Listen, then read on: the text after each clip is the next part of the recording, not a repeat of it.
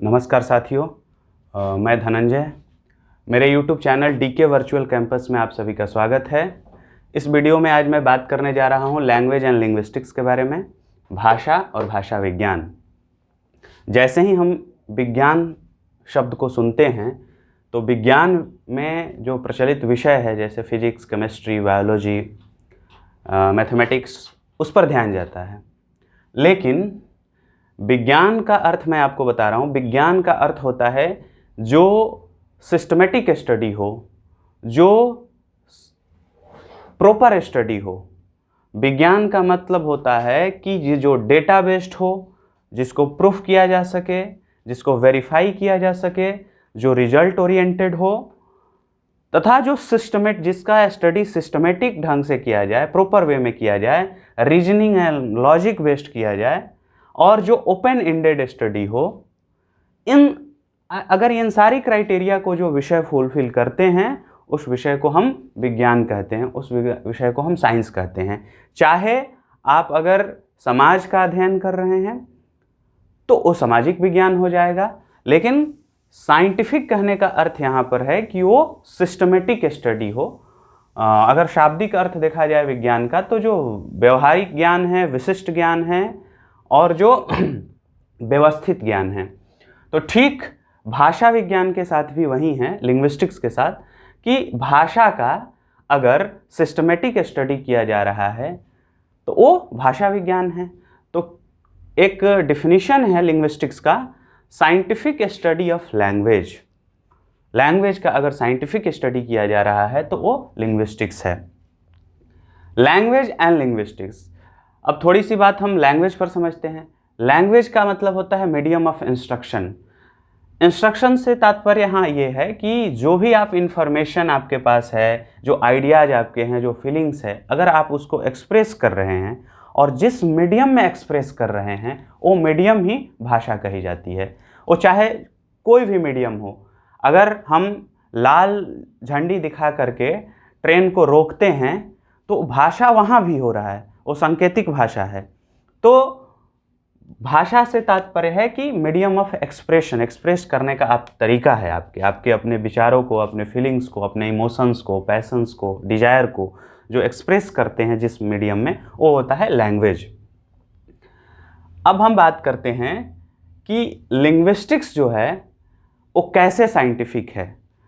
देखते हैं हम कि लैंग्वेज के किस किस कंपोनेंट को हम लिंग्विस्टिक्स में स्टडी करते हैं। तो लैंग्वेज जो है लिंग्विस्टिक्स में दो एरियाज को लेकर चलता है, यानी कि लिंग्विस्टिक्स के दो ब्रांच होता है। एक कोर ब्रांच, कोर एरिया जिसको कहेंगे, और दूसरा होता है अप्लाइड एरिया, अप्लाइड एरिया। तो इस वीडियो में ये पार्ट 1 है। इस वीडियो में हम कोर एरियाज की बात करेंगे, तब देखेंगे कि कैसे लैंग्वेज साइंटिफिक होता है, जिसका स्टडी लिंग्विस्टिक्स कहा जाता है। और इसके दूसरे पार्ट में हम अप्लाइड एरिया के बारे में बात करेंगे। तो साथियों, सबसे पहला जो इसका हम स्टडी करते हैं लिंग्विस्टिक्स में, वो साउंड की स्टडी करते हैं। लैंग्वेज में जो साउंड यूज होता है, उस साउंड का स्टडी करते हैं, और उस साउंड को हम स्पीच साउंड कहते हैं। स्पीच साउंड यानी वैसा साउंड्स जो स्पीच में यूज किया जा रहा हो। इस ब्रांच को, यानी जिसमें हम साउंड का स्टडी करते हैं, और स्पीच साउंड्स का ध्यान रखिएगा, किसी भी साउंड्स का स्टडी नहीं, स्पीच साउंड्स। क्योंकि ये साउंड तो हम फिजिक्स में पढ़ते हैं, साउंड कैसे प्रोड्यूस होता है, कैसे जनरेट होता है, लेकिन जो लैंग्वेज में जो साउंड का स्टडी होता है वो स्पीच साउंड्स है। तो उस एरिया को, उस ब्रांच को फोनेटिक्स कहा जाता है। फोनेटिक्स, जिसमें हम स्पीच साउंड्स के कैरेक्टरिस्टिक्स की बात करते हैं, जिसमें हम साउंड का प्रोडक्शन कैसे होता है, साउंड का ट्रांसमिशन कैसे होता है, और साउंड का रिसेप्शन कैसे होता है। इसका अर्थ ये हुआ कि हम साउंड को उच्चारित कैसे करते हैं, साउंड ट्रेवल कैसे करता है, और जो इसको ग्रहण कर रहा है, जो सुन रहा है, उसके मस्तिष्क तक ये कैसे जा रहा है, उसको मीनिंग कैसे मिल रही है, उसको कैसे रियलाइजेशन हो रहा है। तो इस ब्रांच में, फोनेटिक्स ब्रांच में, हम स्पीच साउंड्स की स्टडी करते हैं। फिर उसके बाद जो दूसरा इसका एरिया है उसको कहते हैं फोनोलॉजी। तो देखिए यहाँ भी फोन का ही स्टडी हो रहा है, लॉजी का मतलब स्टडी होता है और फोन का मतलब साउंड्स, लेकिन फोनेटिक्स से ये फोनोलॉजी अलग कैसे है? तो फोनेटिक्स जो होता है वो स्पीच साउंड्स इन जनरल, लेकिन फोनोलॉजी जो होता है वो पैटर्न की स्टडी की जाती है, साउंड पैटर्न। यानी कि जैसे हम कि कोई वॉवेल है या कोई कॉन्सोनेंट है, तो किस वॉवेल के बाद कौन सा कॉन्सोनेंट आएगा, किस कॉन्सोनेंट के बाद कौन सा वॉवेल आएगा, तो एक जब सिस्टम का स्टडी करते हैं उस पार्टिकुलर किसी लैंग्वेज में, तो वो फोनोलॉजी होता है। बहुत माइनर डिफरेंस है, और जब इसके बारे में विस्तार में बात करेंगे फोनोलॉजी और फोनेटिक्स के बारे में, तो उसमें हम बताएंगे कि क्या क्या डिफरेंसेस होते हैं। अभी के लिए बस इतना ही कि जनरल स्पीच साउंड्स का जो होता है, जनरल स्पीच साउंड्स का स्टडी होता है वो फोनेटिक्स है, और फोनेटिक्स पैटर्न का जब स्टडी करते हैं, जैसे इंग्लिश में फोनेटिक पैटर्न क्या है, हिंदी में फोनेटिक पैटर्न क्या है, हर भाषा की अपनी अपनी फोनेटिक पैटर्न जो साउंड्स पैटर्न होता है उसकी स्टडी फोनोलॉजी होती है। जो इसके जो तीसरा ब्रांच है, ये साउंड्स के बाद हम जब जाते हैं वर्ड्स पर, तो जब हम वर्ड्स का स्टडी जब करते हैं उसको बोलते हैं मॉर्फोलॉजी। मॉर्फोलॉजी इसको हम, इसमें देखिए मॉर्फ है, तो मॉर्फ क्या है? तो मॉर्फ जो है ये जो जिस वर्ड्स में ऐसा कंपोनेंट जिसका फोनोलॉजिकल रियलाइजेशन होता है उसको मॉर्फ कहते हैं। और मॉर्फोल उसका अध्ययन, लॉजी मैंने उसका स्टडी, तो उसका जब स्टडी होता है उसको मॉर्फोलॉजी कहते हैं। इसका डिफिनीशन अगर देखा जाए तो इसको कहेंगे कि internal structure of words, internal structure of word. जब वर्ड का इंटरनल स्ट्रक्चर का स्टडी करेंगे, यानी कि उसके कंपोनेंट्स का स्टडी करेंगे, तो उसको मॉर्फोलॉजी कहा जाता है। जैसे एग्जांपल मान लीजिए कि हम दे रहे हैं कि रीन्यू एक वर्ड है, तो रीन्यू या चाहे तो आप रिन्यूड कर दीजिए। तो देखिए रीन्यू ईडी, ये 3 कंपोनेंट्स इसके हो गए। तो जो न्यू है ये मेन रूट वर्ड, जिसको ये रूट हो जाएगा, और जो री है ये प्रेफिक्स हो जाएगा, और जो ईडी है वो सफिक्स हो जाएगा। तो देखिए इस वर्ड में रीन्यूड में 3 मॉर्फीम्स है, एक री है जिससे भी कुछ रियलाइजेशन हो रहा है, एक न्यू है ये रूट है इससे भी रियलाइजेशन हो रहा है, और ईडी इससे भी कुछ रियलाइजेशन है। यानी इन तीनों कंपोनेंट्स का अपना अपना अलग अलग महत्व है, तब जाकर के ये रिन्यूड बना। तो इस तरह की जब हम स्टडी करते हैं तो वो मॉर्फोलॉजी के अंदर करते हैं, जो कि लिंग्विस्टिक्स का कोर एरियाज में आता है। उसके बाद जब हम कर लिए वर्ड के स्ट्रक्चर का स्टडी कर लिए, तब हम फ्रेज के स्ट्रक्चर का स्टडी करते हैं।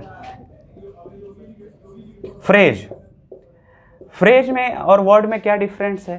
तो देखिए फ्रेज जो होता है उसमें एक हेड वर्ड होता है, हेड वर्ड होता है फ्रेज में। देखिए अगर हम कहें राम, चाहे ये तो प्रॉपर नाउन है, चाहे कोई वर्ड लेते हैं हम, जैसे हम ले लिए क्लास, चलिए तो क्लास ये वर्ड तो है, ये फ्रेज भी है। क्यों? क्योंकि अपने आप में ये हेड भी है। तो फ्रेज वो होता है ग्रुप ऑफ वर्ड्स या वर्ड्स हैविंग हेड, जिसमें एक हेड हो, उसको हम फ्रेज कहते हैं।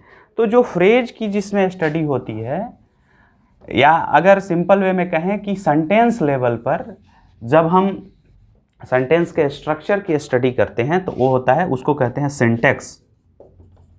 तो syntax is the study of the structure of sentence. लेकिन उस स्ट्रक्चर में हम किस स्ट्रक्चर की स्टडी करते हैं? तो फ्रेज की स्टडी करते हैं, क्लॉज की स्टडी करते हैं, सेंटेंस की स्टडी करते हैं, उसको सिंटैक्स कहा जाता है। सिंटैक्स के बाद आता है सिमेंटिक्स।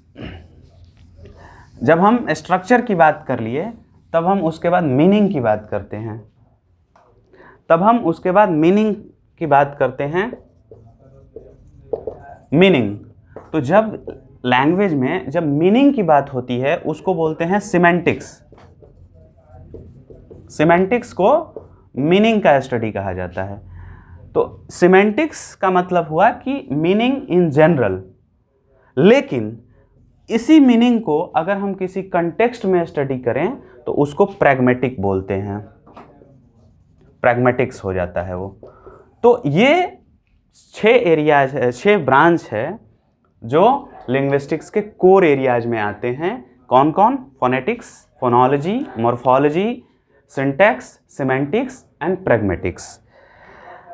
ये देखिए तीनों कितना, ये सारे जो 6 एरियाज है कितना साइंटिफिक है कि सबसे पहले हम साउंड की स्टडी किए, साउंड के स्टडी करने के बाद हम उसके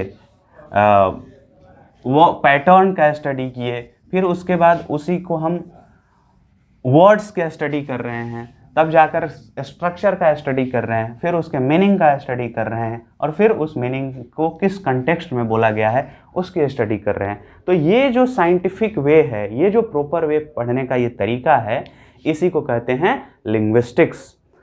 एक छोटी सी बात बता रहे हैं इसी को समझाने के लिए।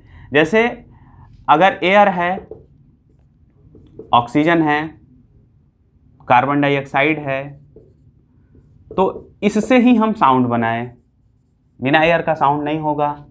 जब साउंड नहीं होगा तो फिर वर्ड्स के जो लेटर्स हम इसी साउंड से बना लिए, उस लेटर्स को हम फिर वर्ड्स में कन्वर्ट किए, फिर उस वर्ड्स से हम फ्रेज बनाए, फिर फ्रेज को हम मीनिंग दिए, मीनिंग, फिर हम उस मीनिंग को किसी कंटेक्स्ट में यूज कर रहे हैं। तो एक सिस्टम है, इसी सिस्टम को लिंग्विस्टिक्स कहा जाता है। साथियों, भाषा जो है बहुत ही नाजुक चीज़ होती है।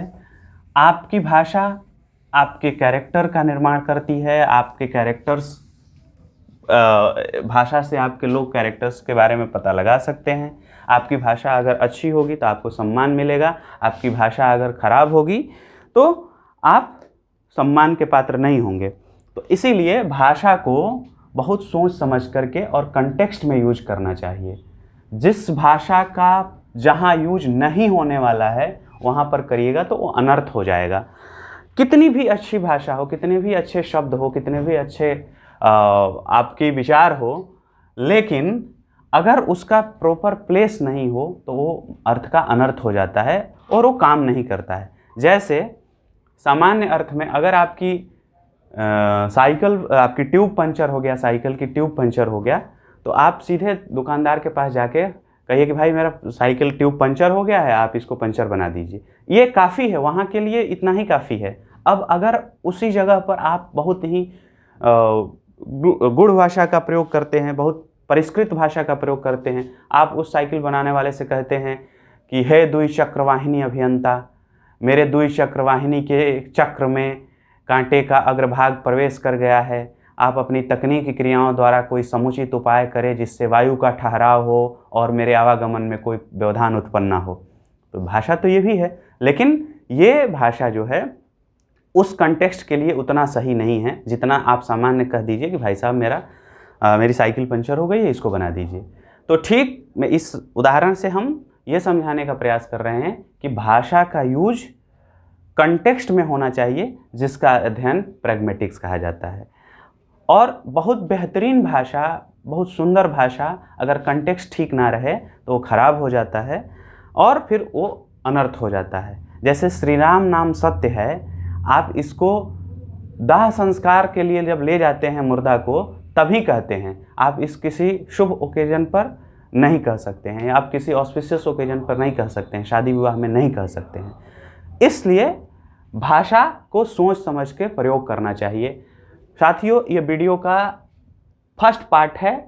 इसके बाद वाला जो पार्ट होगा उसमें मैं बताऊंगा अप्लाइड एरिया ऑफ लिंग्विस्टिक्स के बारे में। धन्यवाद। अगर ये वीडियो पसंद आया तो आप इसको लाइक करिए और सब्सक्राइब करिए चैनल को।